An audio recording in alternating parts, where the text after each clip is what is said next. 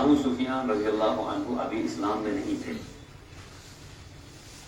وہ محمد رسول اللہ صلی اللہ علیہ وسلم نے خط لکھا بادشاہ روم کو. اس میں آپ نے لکھا کہ اسلام قبول کرو. اب ایک تفصیل ہے یہ, اس میں ایک ہی نقطہ مجھے جھوٹ پر بولنا ہے کہ جب اس پر خط پہنچا تو اس نے بلایا, بہت سارے لوگوں کو بلانے کے بعد کہا کوئی تم میں سے ہے جو اس شخص کو جانتا ہے جس نے مجھے اسلام کی دعوت کی ہے, جو یہ کہتا ہے کہ میں محمد رسول اللہ ہوں. پتہ چلا کہ حضرت ابو سفیان تجارت قافلے کے ساتھ وہ آئے ہوئے ہیں روم, اسی کے علاقے میں.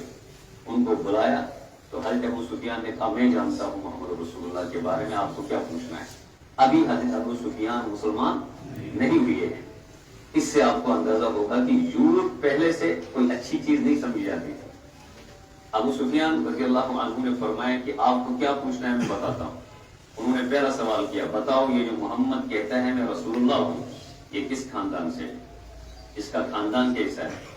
کہا کہ کا خاندان قریش, اور قریش کا خاندان شرافت والا خاندان ہے. تو بادشاہ نے کہا حقیقت یہ ہے نبی بڑے خاندان میں ہی آتے ہیں, نبی شرافت والے خاندان ہی میں تصدیق کر دی. پھر فرمایا, پھر کہا کہ دوسرا کچھ بتاؤ. تو ابو سفیان نے کہا آپ پوچھے دوسرا کیا پوچھنا ہے.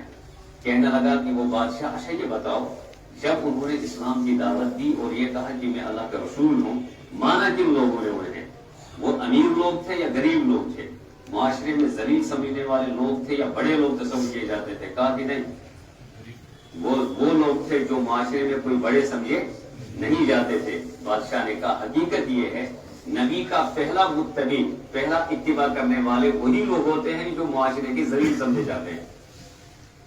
آج کی تاریخ میں بھی آپ کو اس کا اندازہ ہوگا. مدرس کس گساں, دعوت و تبلیغ کس گساں, جن کو آپ اور ہم کمزور سمجھتے ہیں, یہ اصل میں پیچھے سے سنت رسول ہے. لیکن حقیقت یہ ہے کہ بعد میں بڑے بھی اس طرف مائل ہو جاتے ہیں. اس بادشاہ نے کہا اصل میں ابتدا میں تو کمزور لوگ ہوتے ہیں, لیکن اخیر میں جا کر بڑے لوگ بھی اس میں شامل. اور ہم دیکھتے ہیں اس وقت مدارس کے ساتھ بڑے لوگ بھی جو خود کو, جو کبھی مدرسوں کو مانتے نہیں تھے, مدرسوں پر تنقید پہ تنقید, اور کہتے تھے یہ قرآن رٹ لگایا جاتا ہے, نعوذ باللہ. اس سے کیا ہوگا, مسلمان اچھا خاصا تعلیم یافتہ طبقہ قرآن کے رٹ لگانے کو ذلت سے تعبیر کرتا ہے, نعوذ باللہ من ذالک. مگر وہی آج کل افسوس کرتے ہیں کہ ہم نے ایسے جملے کیوں کہے. انہوں نے کہا کہ ایسے لوگ جڑتے ہیں. کہا کہ یہ بھی صحیح بات ہے, نبیوں کے ساتھ ایسے لوگ جڑتے ہیں. تیسرا سوال کیا کہ اچھا بتاؤ جب تمہارے ساتھ جنگیں ہوتی ہیں تو ہارتا کون ہے اور جیتتا کون ہے. ابو سفیان نے کہا کبھی وہ ہار جاتے ہیں کبھی ہم ہار جاتے ہیں.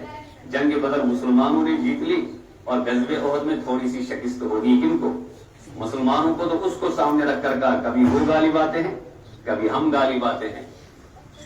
ابھی مجھے بتانا ہے تفصیل اس کی اور بھی ہے, مجھے ایک ہی نقطہ بتانا. ابو سفیان جب مسلمان ہو گئے رضی اللہ عنہ, بعد میں بار بار کہتے تھے کہ میں نے جب سوالات کے جوابات دینے شروع کیے اس وقت میں نے سوچا کہ کوئی نقطہ ایسا میں نکالوں گا جو جھوٹ پر مبنی ہوگا اور جس سے نبی علیہ الصلوۃ والسلام کے مخالف اثر پڑے گا. لیکن میں ڈھونڈنے کے باوجود بھی میں کبھی کوئی نقطہ نکال, رہی بات جھوٹ کی تو وہ میں بول نہیں سکتا, رہی بات جھوٹ کی وہ میں بول. ابو سفیان یہ کب بولتے ہیں جب کافر تھے, کفر کی حالت میں ہو کر وہ کہتے ہیں کہ رہی بات جھوٹ کی اور وہ میں, اور آپ اور ہم کہتے ہیں جھوٹ کی گنجائش دو. مفتی صاحب کو فون کیا جا رہا ہے, اپنینس کی گنجائش, سود لینے کی گنجائش, کے حلال کا اس کا طریقہ وجود کیسا, شراب لینے کا گنجائش. آپ کا سوال ہوتا ہے ہمارے سوالات ہوتے ہیں. کتنے افسوس کی بات ہے مسلمانوں کے لیے, ابو سفیان تو حالت کفر میں انتہا درجے کا کفر ہونے کے باوجود جھوٹ بولنے کے لیے تیار نہیں ہے.